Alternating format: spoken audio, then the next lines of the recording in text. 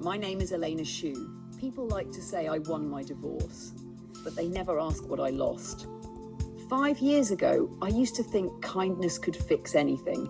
I honestly believed a calm word, a little patience, and things would always come back together.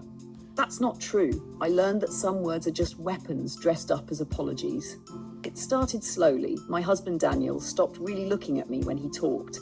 His eyes would drift like he was already halfway gone. I thought it was work. I told myself every marriage goes through seasons, right? Turns out I was wrong. One night I opened his laptop. I wasn't snooping, I just had this feeling. The screen lit up and there it was, her name. Yo, his intern. The messages were full of admiration and those too careful compliments that already sound like love. There were photos too. He wrote, "You make me feel young again." I stared at that line until it blurred. Then I just closed the laptop, slow and careful like I was closing a coffin. He came home late that night. I didn't say anything. I couldn't. The silence between us wasn't peace anymore. It was planning. People think revenge comes from anger. It doesn't. It comes from humiliation. When something inside you breaks and then solidifies into something cold and sharp. I decided that night I wasn't going to be one of those women who disappear quietly. So the next morning, I smiled across the breakfast table. He thought it meant forgiveness. That was my first win. When we went into mediation, I was calm, graceful, even. I let him talk, nodded at all the right moments. He thought guilt would make me soft. He didn't understand that guilt only works once. After that, it hardens into armor. I offered him the house. He called me generous. What he didn't know was that I already owned the land underneath it through another company. So technically, I was letting him keep something that was already mine. He just didn't know it yet. He also thought he was keeping his firm. While he was busy celebrating, I hired his partners one by one, gave them better salaries, better hours. By the time he figured it out, everything he had built was already sitting quietly in my name. When the papers were signed, my lawyer said I'd done remarkably well. I just said, I paid attention. Daniel walked out of that courtroom white as a wall. Yuo wasn't with him. I guess she learned faster than I did that standing too close to ruins can be dangerous. A few months later, his company folded. He had to sell the house to pay his debts. The friends who used to call him brother stopped answering his messages. Failure makes people contagious and no one wants to catch it. I never bragged about what I did, never posted, never gloated. I knew that being loud about it would only make people feel sorry for him. Silence hurts more. It's cleaner. Letting him walk through the city unnoticed, that was the punishment. People at dinners would raise their glasses and tell me how strong I was. Power suits you, Elena, they'd say. I would smile, change the subject, pretend not to notice my hand shaking on the glass. Winning, it turns out, has a strange taste. At first, it's electric, then metallic, then bitter. One evening, I saw him across the street. He was carrying groceries in a paper bag that had split at the top. His coat was worn. He looked smaller, older, like he'd deflated somehow. He didn't see me. I just stood there and watched. And for a second, I didn't feel anger. I didn't even feel pity. I just recognized him, not as an enemy, but as someone who had once mattered. The war was over, but part of me was still standing on the battlefield. That night, I went home to my apartment overlooking the river. The city lights looked beautiful from up there, glittering and calm. From that high, everything looks perfect. But I know better. Light only exists because something is burning, mine too.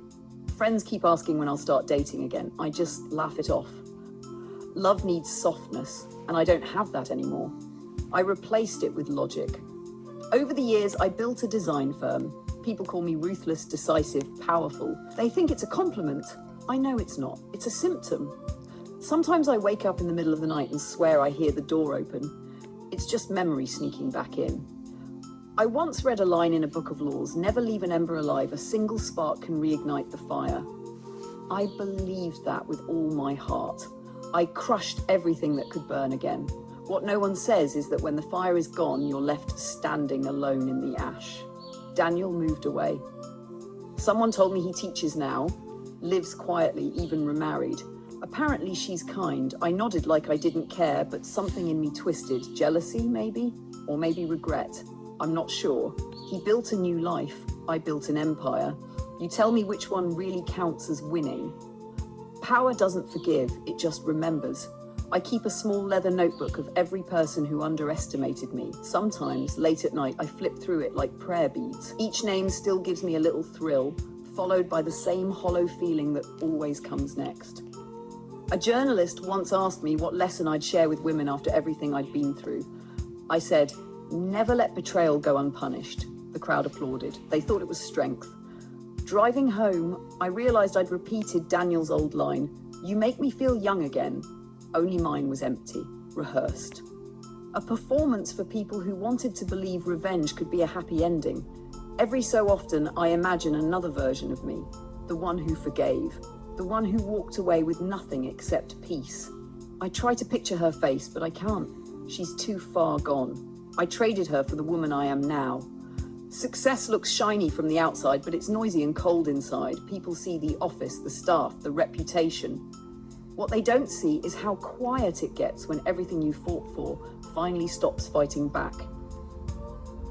Last week, I walked past the old courthouse. The benches outside were wet from the rain. I sat down for a minute.